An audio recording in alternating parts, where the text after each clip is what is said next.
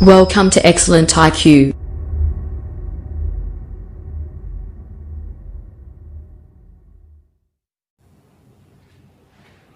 Good morning all of you. Excellent IQ में आप सभी का वेलकम है। प्यारे बच्चों, आप झारखंड समान ज्ञान का अध्ययन कर रहे हैं। उसके तहत मैं आपके बीच में झारखंड निर्माण की संपूर्ण घटना चक्र को एक एक करके रख रहा हूं। आप पिछले वीडियो में 1952 तक का पूरी घटना को आप देख पाए हैं। जैसा कि आप देख रहे हैं कि झारखंड निर्माण की जो कथा है 1912 से शुरू होती है और 15 नवंबर 2000 को अंतिम होती है। उसी घटना चक्र के बीच में मैं आपको एक एक करके बताते बताते आपको मैं 1952 तक की घटना चक्र बताया हूँ। इसमें आपको कुछ जगह नहीं याद करना था। बहुत छोटी सी बात मैं बताया था कि 1952 में हमारे यहाँ चुनाव हुआ है और हमारा जो झारखंड पार्टी है जिसका अध्यक्ष जयपाल सिंह है, जिसका चुनाव चिन्ह मुर्गा छाप था, 33 सीट पर चुनाव जीत दर्ज किए हैं और बिहार विधानसभा के लिए में विपक्षी पार्टी का दर्जा प्राप्त किए। और सबसे बड़ी बात हुई, विपक्षी पार्टी का दर्जा प्राप्त किए और सबसे बड़ी बात क्या हुई कि जब विपक्षी पार्टी का दर्जा प्राप्त कर लिए, इसका मतलब ये है कि पूरे बिहार में दूसरी बड़ी पार्टी हुए। पहला कांग्रेस था, दूसरा था आपको झारखंड पार्टी। अब उसके बाद जब बात आगे बढ़ती है तो मैं आपको बता दूं कि 1952 में जब चुनाव जीतने के बाद हमारे 33 विधायक बिहार मतलब पटना पहुंचे तो हम लोग को आशा जग गई, विश्वास हुआ गया कि अब जो हमारी मांग है वो निश्चित रूप से पूरा होगी, हमारी बातों को जा कर के लोग रखेंगे। लेकिन इसका प्रक्रिया है, जीत गए लेकिन भाई अब कोई ढंग से बात सुनेगा तब तो, ऐसी कहीं कोई देखने को नहीं मिल रही है, लोग परेशान हैं। हाँ, इसी बीच में एक बहुत बड़ी घटना घटती है, मैंने देश पर, झारखंड बिहार के लिए नहीं कहिएगा, पूरी भारत के लिए कहिएगा। मैं आपको एक घटना चक्र सुना रहा हूँ, दिखा रहा हूँ, देखिएगा तब समझ आपको आएगा कि कैसे कैसे बातें आती है। एक देखिएगा, मैं लिख रहा हूँ उसको राष्ट्रीय घटनाक्रम, लिखिए इसको, कोई राज लेवल का नहीं है, राष्ट्रीय घटनाक्रम है, क्योंकि इससे हम लोग को एक लाभ मिलने वाला है या बात उठेगी, आप उसको समझने का प्रयास करेंगे कि आंध्र प्रदेश जो आज देख रहे हैं, आंध्र प्रदेश, एपी हम बोलेंगे, आंध्र प्रदेश, वो पहले जो था से तमिलनाडु में था। कहाँ पर था? तमिलनाडु में था। अब सोचिए, आंध्र प्रदेश तमिल में है, यहाँ का जो भाषा है तमिलनाडु का वो तमिल है, भाषा से क्या है? तमिल है। और इसका जो भाषा है तेलुगु है, आप ध्यान रखिएगा।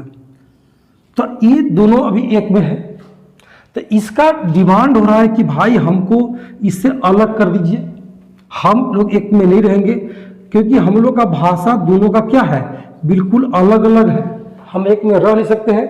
तो यहाँ सर आप झारखंड से हट करके ये क्या सुना रहे हैं? तो मैं आपको बताना का कुछ प्रयास कर रहा हूँ कि कैसे अब राज्य पुनर्गठन आयोग का गठन होगा और उसमें हम लोग का भी मांग को रखा जाएगा, इसीलिए मैं इसको सुना रहा हूँ, आप इसको देख लीजिएगा। चलिए देखिए, तो तेलुगु, अब इन लोग को अलग करना चाहता है तमिलनाडु से, लेकिन कोई सुनने के लिए कहीं तैयार नहीं है। इसी बीच में एक व्यक्ति है, कहाँ का? यहाँ देखिएगा, दिखाई देगा आपको, दिखाई देगा, चलिए ठीक है।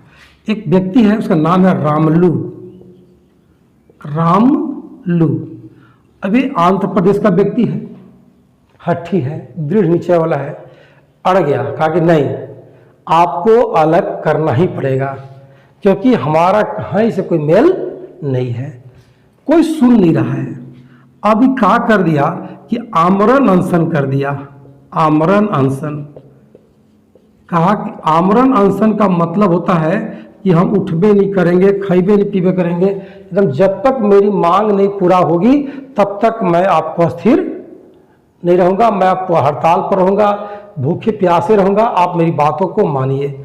लेकिन भाई कोई सुनने वाला है ही कोई नहीं। ये बेचारा पूरा आमरण अनशन पर अड़ा हुआ है। 1953 की घटना मैं आपको बता रहा हूँ, ठीक है, और एकदम अड़ गया है कि हमको अलग किया जाए, लेकिन कोई सुनने के लिए तैयार नहीं है। इसी दौरान रामलू की कहा जाएगा कि मृत्यु हो जाती है, बेचारा मर जाता है, कोई सुनने वाला नहीं मिला, मर गया। ठीक है, जैसी मृत्यु होता है पूरे देश में आग की लहर दौड़ गई। जान लीजिए, कह रहे भाई एक ऐसा हमारा इससे बढ़िया अंग्रेज था, जब मेरा अपना देश हो गया, अपने लोग है, अपने नेता लोग हो गए, तो मैं गलती क्या कर रहा हूँ, हम लोग को आगे करने में आपको क्या एतराज़ है। और नेहरू जी के बात पहुँची, नेहरू जी भी इसमें सक्रियता दिखाए और कह के हाँ भाई ठीक है, कोई बात नहीं है, अलग करना चाहिए, लेकिन इसके लिए हम कुछ नहीं करेंगे, एक कमेटी बनाते हैं। और एक कमेटी बनाए हैं, याद रखिएगा, उसका नाम रहेगा, देखिए इसको मैं साफ कर रहा हूँ, आप स्क्रीनशॉट ले लीजिएगा, आवश्यकता होगा तो फिर मैं जैसा कहिएगा वैसा किया जाएगा। चलिए ठीक, देखिए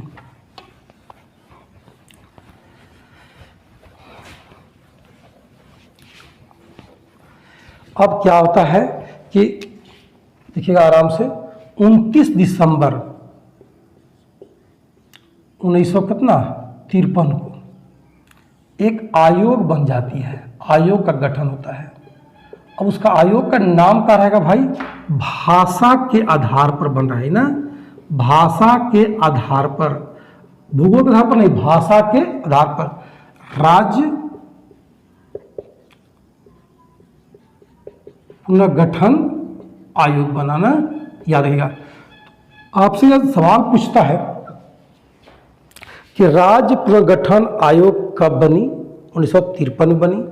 आखिर वह क्यों बना, तो उसके बनाने के पीछे रीजंस क्या थे कि भाई भाषा जो रामलू ने डिमांड किया, और सबसे दुखद घटना है को डिमांड करते करते उसकी मृत्यु हो जाती है, तो उसी को मांग को पूरा करने के लिए ये बात किया गया कि भाषा के आधार पर राज्य पुनर्गठन आयोग का गठन किया जाएगा, और वो पता लगाएगी कि और झारखंड और पूरा देश में कौन कौन राज्यों को भाषा के आधार पर अलग किया जा सकता है। आपको 29 तारीख को दिसंबर 1953 को एक निर्मित हो गया। अब देखिएगा, जब इसका आयोग का जो बनेगा, इसका अध्यक्ष की रहेगा, देखिएगा अध्यक्ष रहेंगे, और अध्यक्ष को देख लेंगे हम लोग, और सचिव को, सचिव मेंबर को देखेंगे। जो इसका अध्यक्ष बने हैं वो फजल, आप देखिएगा एकदम याद करना है, अफजल नहीं, फजल अली, आप याद कीजिएगा, फजल अली अध्यक्छ बन गए ना, याद रखिएगा। राज्य पुनर्गठन आयोग का गठन हुआ है, पहला बार हुआ है, कब हुआ है, 1953 में हुआ है, और उसका अध्यक्ष के बन रहे हैं फजल अली। इसका जो मेंबर है, सदस्य जो और बने, 2 मेंबर के नाम और आता है, आप उसको याद कर लीजिएगा, नहीं तो अध्यक्ष से ही काम चल जाएगा। जिसका नाम है, सदस्य का नाम है हृदय नाथ कुंजरू, हृदय नाथ कुंजरू, इसको याद कीजिएगा। एक मेंबर ये और है, एक मेंबर इनका और रहेंगे, के एम पानीकर, के एम पानीकर, आपको याद इसको कर लीजिएगा ना जरूर हर हाल में। ये आपका मेंबर बनके तैयार हो गए। तो देखिए, ये आप पता लगाएंगे कि कौन कौन राज्य बनना चाहिए भाषा के आधार पर। हाँ, एक छोटी सी बात बता दे कि जब इन लोग काम करेगा, अपना रिपोर्ट पेश करेगा, तो 1956 में सबसे पहले आंध्र प्रदेश को अलग राज्य की दर्जा दी जाएगी, तो भाषा के आधार पर अलग होगा। आपसे पूछ भी लेगा एग्जाम में कि भाषा के आधार पर बनने वाली सबसे प्रथम राज्य कौन थी, तो आंध्र प्रदेश। आप ही पूरी बात को समझेंगे। आप पूछेंगे सर हमसे, अब आप बताइए कि मुझे ये हमसे क्या है, तो अब ये क्या करेगा कि जो कमेटी बनेगी वो सब राज्य में दौरा करेगा। अब एक कमेटी मेरे यहाँ भी आ रही है, बिहार में, झारखंड में आएगी, और ला करके पता करेगी कि क्या इसको भी अलग किया जा सकता है कि नहीं है। समझ रहे ना। अब हम लोग थोड़ा सा बात को देखेंगे आगे कि कैसे झारखंड दौरा करता है, वो आ करके यहाँ के भौगोलिक या भाषा का अध्ययन करता है, और हम लोग को अलग कर पाता है कि नहीं कर पाता है। आइए हम देखते हैं इसके चल करके आगे। देखिएगा कि जो घटना चक्र मैं आपको बता रहा हूँ कि आपको 1953 में राज्य पुनर्गठन आयोग का गठन हो चुका है। अब वो झारखंड आ रहा है। देखिए झारखंड क्या होता है, झारखंड आने के लिए ये 29 जनवरी 1955 अभी इतना जल्दी नहीं बना है 53 में, 54 नहीं आया, अभी आप आ कब रहा है, 55 में आ रहा है, और 13 फरवरी तक रहा है, 13 फरवरी 1955। इसके दौरान ये इसका बिहार दौरा कहता है ना, क्योंकि उसमें बिहार ही था, तो बिहार दौरा करता है। तो आप यहाँ से एग्जाम में रह भी सकता है, नहीं भी रहेगा, लेकिन जेपीएससी में आपको जानकारी होना चाहिए कि ये इनका जो राज्य पुनर्गठन आयोग का गठन हुआ है किसका, फजल अली का अध्यक्षता में वो टीम बिहार आई है। तो आपको अगर डेट नहीं रखना है तो मत रखिए, 1955 में आई है। अब जब 55 में आई है तो बिहार में आने का मूल कारण था इसका कि झारखंड अलग करने का पता लगाना, कि क्या झारखंड को अलग किया जाए कि नहीं किया जाए। तो आपको पहले ही बताए थे, इसका जो टीम था, ये जो जितना आप टीम देख रहे हैं, इस जो टीम है, ये सब एक ही बात को चेक करता है कि भाषा अलग अलग है कि नहीं है। चलिए अब भाषा की बात है ना, तो देख अब जब आया तो देख का रहा है झारखंड की स्थिति दिखेगा कि जब संथाल देखा, संथाल में गया तो वहाँ पर संथाली भाषा मिला, हो वहाँ मालतो मिला, पहाड़िया भाषा मिला। पूरी झारखंड में कहीं भी एक प्रकार की भाषा नहीं मिली। कोल्हान में हो मिल गया, कहीं नागपुरी मिल रहा है, कहीं खड़िया मिल रहा है, कहीं मुंडारी मिल रहा है, मैंने भाषा भी भाई अलग नहीं है। अगर भाषा के आधार पर, जैसे आंध्र प्रदेश था तो तेलुगु था तो पूरा आंध्र का तेलुगु था, तमिल था तो पूरा तमिलनाडु का तमिल था, हिंदी था तो पूरा झारखंड का हिंदी, अरे पूरा बिहार का हिंदी है मान लीजिए। लेकिन जैसे हिंदी से हटते हैं और झारखंड देने आते हैं, झारखंड में प्रवेश करते हैं, अब झारखंड को मुझे अलग करना है, तब जब पता किए कि भाई भाषा कहाँ तक ही बोली जाएगी, तो कहीं भी 10 कदम 10 किलोमीटर जब दूर जा रहे हैं तो वहाँ पर देख रहे हैं कि भाषा एक गांव में ही, दूर छोड़ दीजिए, एक गांव में ही कई भाषा के बोलने वाले लोग हैं। तो आप बताइए कि भाषा के आधार पर क्या अलग करना संभव था?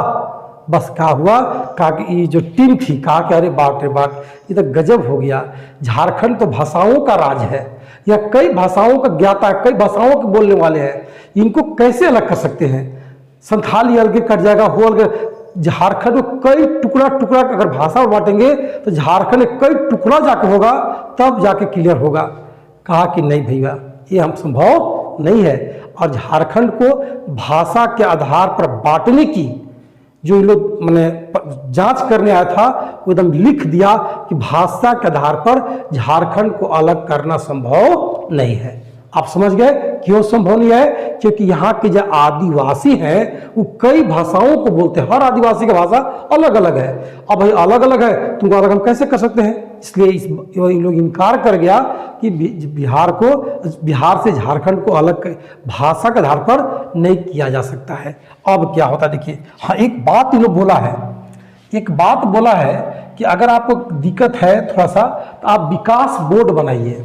ध्यान रखिएगा, विकास बोर्ड, आप विकास बोर्ड बनाइए झारखंड के लिए, इस एरिया के लिए, और विकास बोर्ड बनाइएगा तो आपको स्पेशल फंड देंगे। भाई आपको विकास न करना है तो आप विकास बोर्ड बनाइए, आपको स्पेशल फंड देंगे और आप उससे विकास कर लीजिएगा। तो मैं आपको बता दूं, कह के तो चला गया 55 में, लेकिन बता दें कि 1964 में जाकर के एक आपको मैंने इसी अनुशंसा पर 64 में जाकर के विकास बोर्ड का गठन हुआ। विकास बोर्ड का गठन हुआ, लेकिन मात्र कागजी, कोई काम धना नहीं, कोई रूल नहीं है, क्योंकि बिहार से पास को इसको पैसा आना है, नियम कराना है, तो कोई ध्यान नहीं दे रहा है। ऐसी बन गया, लेकिन बिना मतलब का। लोग भी ध्यान नहीं दिया कि भाई जब विकास बोर्ड बन गया, लेकिन संचालित जब पटने से होना है, बिहार से ही होना है, तो मुझे क्या फायदा इससे? हालांकि इसको लोग ध्यान नहीं दिया। हालांकि बना था तो आपसे कभी कभी पूछ लेगा कि राज्य पुनर्गठन आयोग के अनुशंसा पर झारखंड में कौन सी इकाई का गठन हुआ था, तो बोलिएगा विकास बोर्ड, नाम दे दिएगा झारखंड विकास बोर्ड। अगर लिखिएगा तो झारखंड विकास बोर्ड का गठन हुआ था। यहाँ तक आप आराम से इसको समझे होंगे। यहाँ तक पूरी घटना देख लीजिएगा कि ये मेरे लिए भाषा के आधार पर जब पुनर्गठन आयोग बनी थी राज्य के लिए, वो हमारे लिए फेल्योर हो गया, कोई काम का चीज़ नहीं रहा, क्योंकि हमारे यहाँ भाषा कई प्रकार की भाषा थी, भाषा के आधार पर बांटना संभव नहीं थी। अतः यह झारखंड में पूर्णतः क्या हो गया, फेल माना गया, काम खत्म हो गया। अब मैं देखता हूँ आगे घटना चक्र और क्या घटती है। देखिएगा 1953 की घटना आप लोग सब देख पाए जस्ट अभी कि 1953 में जो आयोग बनी है वह अपना निर्णय जो है 55 में जाके रिपोर्ट पेश किया है। 56 में आंध्र प्रदेश अलग हुआ, जो कि आपको मैं बताया। उसके बाद हमारे यहाँ कोई ज़्यादा प्रभाव नहीं पड़ी है। इसके मात्र इससे फायदा हुआ कि विकास बोर्ड का गठन हुआ है। वो कब हुआ, 1964 में। आप इसको देख पाए। एक अब घटना चक्र और मैं थोड़ा बैक चलता हूँ कि 1953 में कुछ क्षेत्रीय स्तर पर झारखंड में घटना घटी है जो आपको जानना बहुत जरूरी है। मैं उसको रख रहा हूँ, देखिएगा।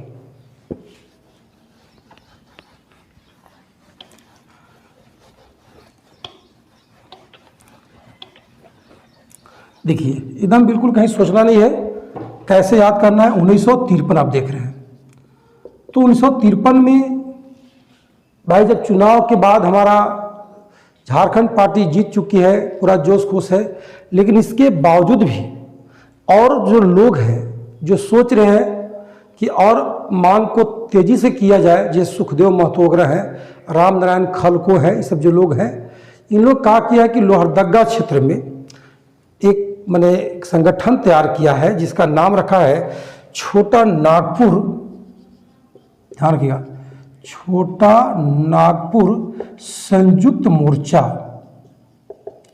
संयुक्त मोर्चा, ध्यान रखिएगा, संयुक्त मोर्चा एक कोई राजनीतिक पार्टी नहीं है, एक स्वयंसेवी संस्था के रूप में, याद रखिएगा, स्वयंसेवी संस्था। जैसे आपका आरएसएस है, तीनों कहा कि नहीं मैं पार्टी नहीं बनाऊंगा, मैं चुनाव नहीं लड़ूंगा, लेकिन मैं यहाँ के लोगों की भलाई को काम करूँ। इसे देखिए आरएसएस है। आरएसएस आज पूरी भारत का बहुत बड़ा संस्था है, लेकिन इसके बाद भी वो चुनाव नहीं लड़ती है। हालांकि लोग कहता है कि उसका प्रभाव बीजेपी पर है, प्रभाव है, वो बात अलग है, लेकिन वो अपने से कभी नहीं कहती कि मैं ये पार्टी मेरा चुनाव लड़ रहा है। वो समर्थन, भाई लोग हैं तो समर्थन देंगे ही देंगे किसी को, लेकिन वो स्वयं लड़ती नहीं है। ठीक है, उसी प्रकार से समझिए कि झारखंड में एक स्वयंसेवी संस्था के रूप में आपको छोटा नागपुर संयुक्त मोर्चा का गठन करने की बारी आई। डेट रखा गया था 11 नवंबर 1953 को। 1953 को ये बात आई कि भाई एक हम लोग गठन करेंगे, और गठन करने के बाद इसका हम लोग यहाँ के लोगों की भलाई के लिए काम करेंगे। हाँ, गठन कहाँ होगा, लोहरदगा में होगा, लोहरदगा में इसका गठन करने की बात आ गई। यहाँ तक आप ठीक है। अब होता क्या है, ध्यान रखिएगा कि सरकार के पास खबर जाती है तो सरकार डर जाती है कि हो न हो इन लोग, भाई जब पार्टी हमारा मुख्य धारा में लोग नहीं है, यानी कोई राजनीतिक पार्टी नहीं बना रहा है और इतना बड़ा संस्था तैयार कर लेगा तो उस पर मेरा तक कंट्रोल रहेगा नहीं। तो भाई हम क्या करता क्या है सरकार कि 10 नवंबर को बनना कहिया था 11 तारीख को नवंबर को, और इतनी इसकी मैंने क्या जोर शोर प्रचार था, इसमें इतना मेरे सक्रियता लोग को दिख रहा था कि सरकार विचार की नहीं मैं बनने ही नहीं दूंगा। और क्या किया कि 10 नवंबर को आधी रात, समझिए 10 नवंबर को बिल्कुल आधी रात में ही इसके नेताओं को क्या किया, गिरफ्तार कर लिया और गिरफ्तार करके रांची के जेल में भेज दिया। अब चलिए, और कहा कि नहीं भाई आप पार्टी नहीं बना सकते हो। सुखदेव महतो उसका हेड थे, वही लोग था, राम नारायण खलको और लोग थे जो अभी क्योंकि नाम आया नहीं भाई, जो उसके लिस्टिंग में नेता लोग थे, शीर्षस्थ थे, उनको गिरफ्तार करके रांची जेल में भेज दिया और ये पार्टी गठन नहीं हुआ। अब क्या भाई, कुछ दिनों के बाद जब जेल से बाहर आते हैं तो भाई कहते ठीक है हम अब मुख्य धारा में जुड़ के ही नियम कानून के तरीका से ही हम लोग पार्टी का गठन करते हैं, और उसका नाम बदल के छोटा सा ही बदला है, छोटा नागपुर संयुक्त संघ रख लेता है। देखिएगा जो मोर्चा था अब कहा कि ठीक है छोड़ो हटाओ, और इसको रजिस्ट्रेशन कराता है सरकार के यहाँ, एप्लीकेशन देता है, और एप्लीकेशन देने के बाद 7 फरवरी कहिया 7 फरवरी 1954 को इस पार्टी का गठन हो जाता है। कहाँ पे? झारखंड क्षेत्र में। मैंने एक झारखंड पार्टी पहले से था और एक पार्टी और बन गई, इसका नाम है छोटा नागपुर संयुक्त संघ।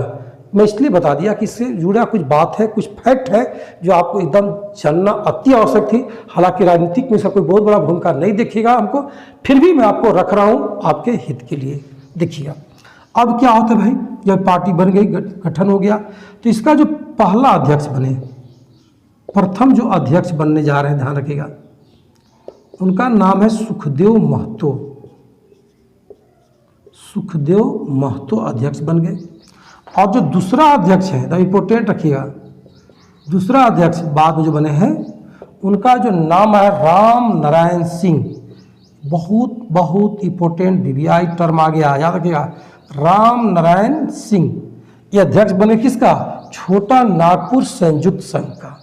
ठीक। हाँ, एक चीज़ मैं आपको बता दूं, हल्का मैं साफ करता हूं, इधर आप समझ गए होंगे। देखिएगा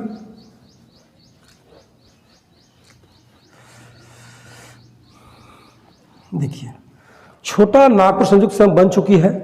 और राम नारायण सिंह के बारे में आपको बता दें कि कई वो इनका नाम है, कई नाम से लोग पुकारता है। इनका पहला नाम है, ध्यान रखिएगा, शेर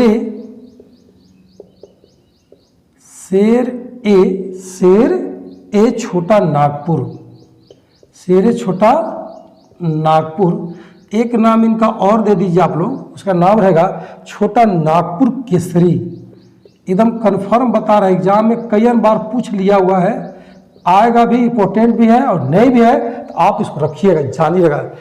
देखिए, तो आप लोग ये बात सुनिएगा, राम नारायण सिंह शेरे छोटा नागपुर और छोटा नागपुर केसरी के नाम से जाने जाते हैं। हाँ, अगर कोई आपसे पूछ देगा कि यह नाम इनको शेरे छोटा नागपुर के कहा था, तो 1940 में जो रामगढ़ में कांग्रेस के, किसका भाई? कांग्रेस के अधिवेशन हुआ था। अधिवेशन में इनका इतना इम्पोर्टेंट भूमिका था, इतना इम्पोर्टेंट था, माने पूरी बैठक का ऑल कंप्लीट व्यवस्था, रहने खाने पीने जितना चीज़ें थी, सबको इन्होंने यहाँ पर कराया था, बहुत बढ़ चढ़ के हिस्सा लिया था। तो महात्मा गांधी कहे कि अरे यार तू तो शेर है एकदम, नहीं तो महात्मा गांधी, कौन भाई? महात्मा गांधी ने ही इनको उपाधि दिया था ना, याद रखिएगा। कहाँ दिए थे? रामगढ़ में। कहाँ दिए? 40 में दिए थे, और यह कहे थे शेरे छोटा नागपुर। तो आप इसको भी याद कीजिएगा कि इनको शेरे छोटा नागपुर या छोटा नागपुर केसरी के कहा महात्मा गांधी जी कहे थे। और कब कहे थे? 1940 में कहे थे, कांग्रेस के अधिवेशन में कहे थे, क्योंकि कांग्रेस के यहाँ अधिवेशन कराने में इनकी भूमिका काफ़ी महत्वपूर्ण रही थी। यहाँ तक आप समझेंगे, इसको आगे देखिएगा।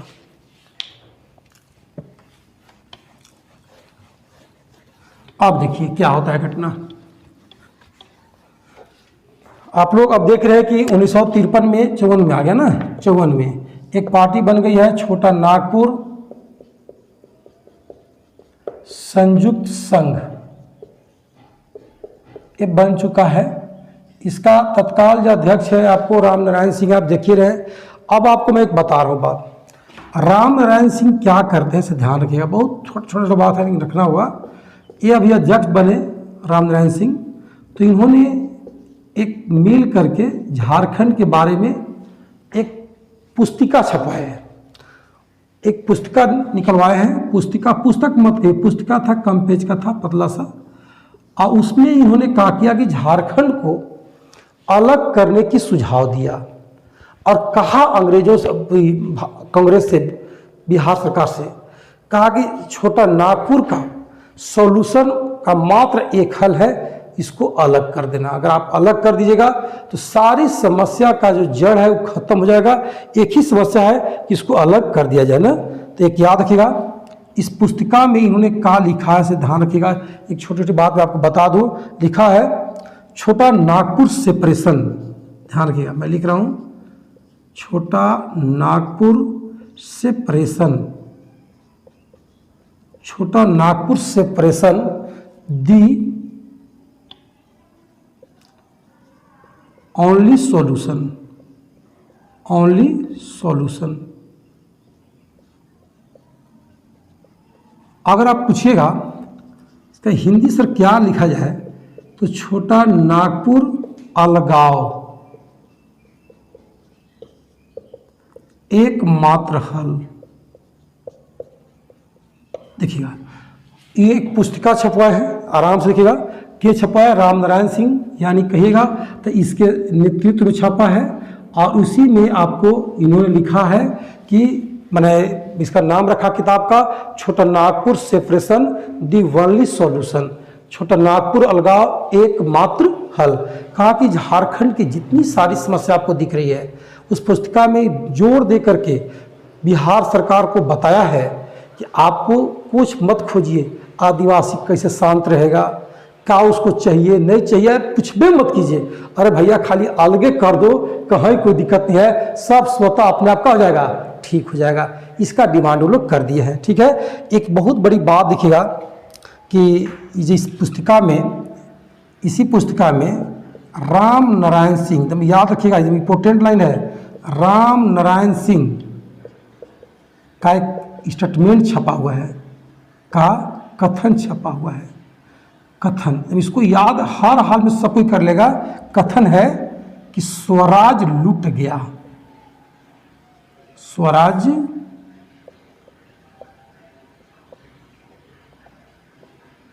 लूट गया। एकदम इंपॉर्टेंट लाइन है कि स्वराज लूट गया। यह किसका कथन है? राम नारायण सिंह का। अच्छा कहाँ है? एक पुस्तिका में है, याद रखिएगा ना। उस किताब का नाम क्या है? पुस्तिका का छोटा Nagpur separation the only solution, या छोटा नागपुर अलगाव एकमात्र हल। उसमें इन्होंने पूरा वर्णन को किया है। यहाँ तक आपको कोई दिक्कत आपको नहीं होना चाहिए। इसको भी आप समझ गए आराम से। आगे देखते हैं। आप लोग देख लिए होंगे कि स्वराज लूट गया, राम नारायण सिंह का बिल्कुल एक इम्पोर्टेंट कथन है, और आप इसको जरूर याद कर लीजिएगा। अब मैं देखता हूँ, एक छोटी सी बात आप लोग को समझा रहा हूँ, आप लोग देखिएगा कि किस प्रकार से अब बात आगे बढ़ती है। झारखंड अभी अलग नहीं हुआ है, अलग तो नहीं हुआ, लेकिन इसी बीच में एक बहुत बड़ी घटना घट रही है कि जो मेरे पास था अब उसको भी लूटा जा रहा है। देखिए कैसे।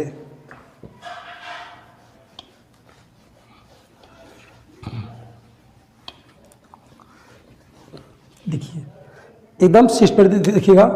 1953 में मैं आपको बताया था जस्ट अभी कि भाषा के आधार पर, भाषा के आधार पर राज्य पुनर्गठन आयोग बना था ना, जिसका अध्यक्ष थे फैजल अली।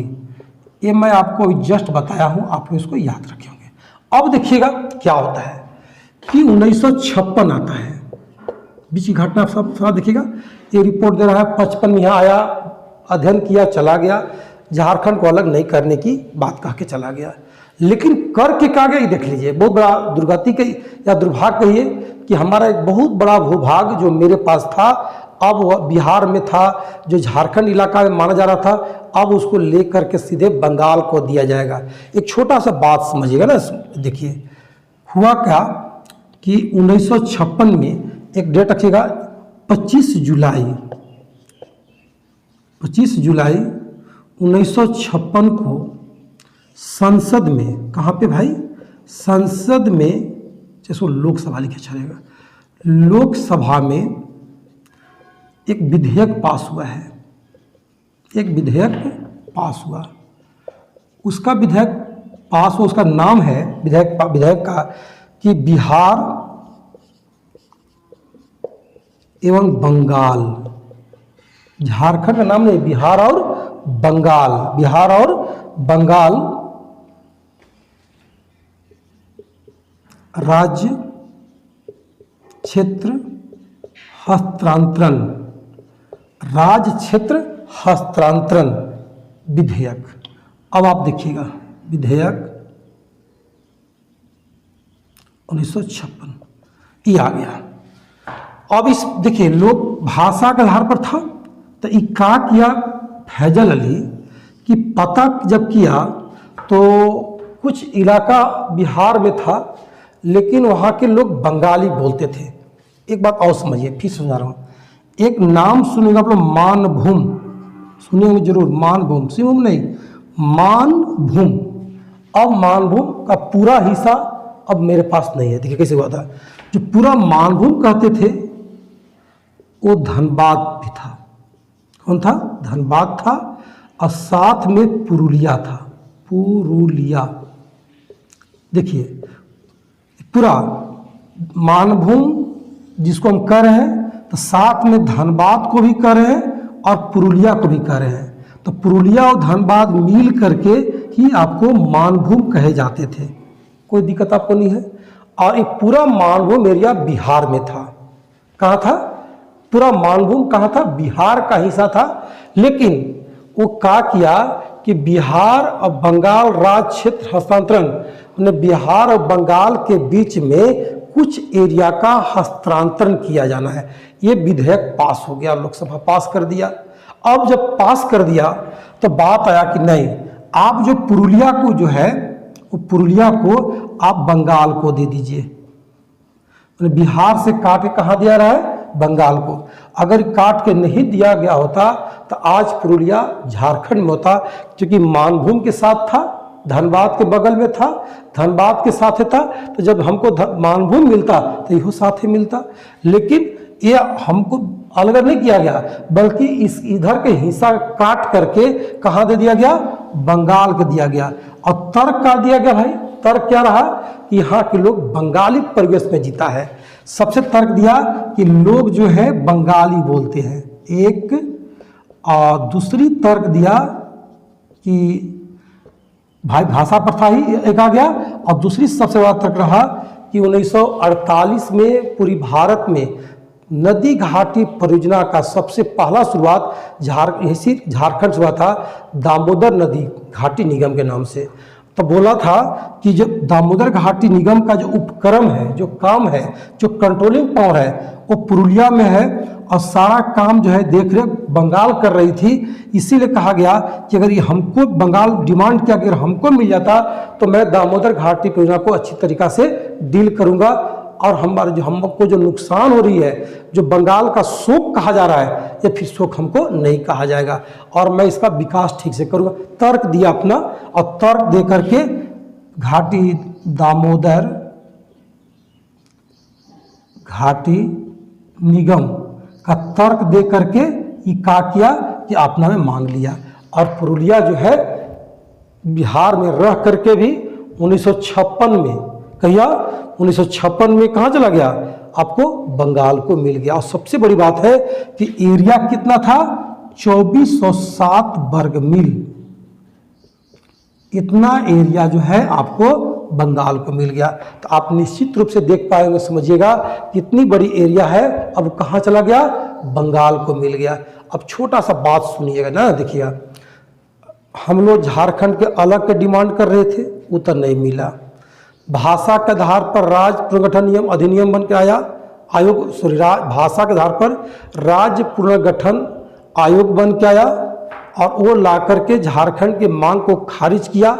विकास बोर्ड बनाने के लिए कह के चला गया, लेकिन उस साथ में एक काम करके गया कि मानभूम को बांटने का काम कर दिया। और 1956 में रिपोर्ट आई, संसद में बिल पास हो गया कि बिहार और बंगाल राज्य के क्षेत्र का हस्तांतरण किया जाएगा। उसके दौरान पुरुलिया को उठा करके बंगाल को दे दिया गया, और 2407 वर्ग मील जमीन हमारा वो कहाँ चला गया? आपको बंगाल में चला गया। इस तरह से आप लोग 1953 तक की घटना चक्र देखे हैं। वीडियो लंबा ज़्यादा नहीं बनाऊंगा, आप आराम से देखते रहिए, कंटिन्यू बने रहिए, आपको सारा कंटेंट मिलेगा, और कंप्लीट झारखंड कराऊंगा जेपीएससी एग्जाम से पूर्व तक, आप बिल्कुल निश्चित रहिएगा। अब देखिएगा कि चलिए क्लास को यहाँ पर रोक रहे हैं, ज़्यादा आगे नहीं बढ़ रहे हैं, आगे बढ़ना उचित नहीं होगी, टाइम काफ़ी हो चुकी है। आप लोग अगर अच्छा लगा है, हालांकि हम तो नहीं कभी बोले हैं, लेकिन बोल रहे हैं आप लोग को कि निश्चित रूप से आप इसको सब्सक्राइब कर दें, अपने मित्रों को ही बताएं कि रविंदर सर एक्सीलेंट IQ के माध्यम से हम सब के लिए झारखंड का कंटेंट दे रहे हैं, और वादा कर रहे हैं कि सारा कंटेंट आपको एकदम बिल्कुल बेस्ट होगा, आपको एग्जाम के हित में होगी और झारखंड में कोई परीक्षा हो वो आपको यहाँ लाभ पहुँचाएगा। तो प्यारे बच्चों, आप इसको एकदम बिल्कुल अवश्य रूप से सब्सक्राइब कर दें, शेयर कर दें और लाइक कर दें, ताकि मेरी हौसला भी बढ़ता रहे। और आप कमेंट जरूर करें।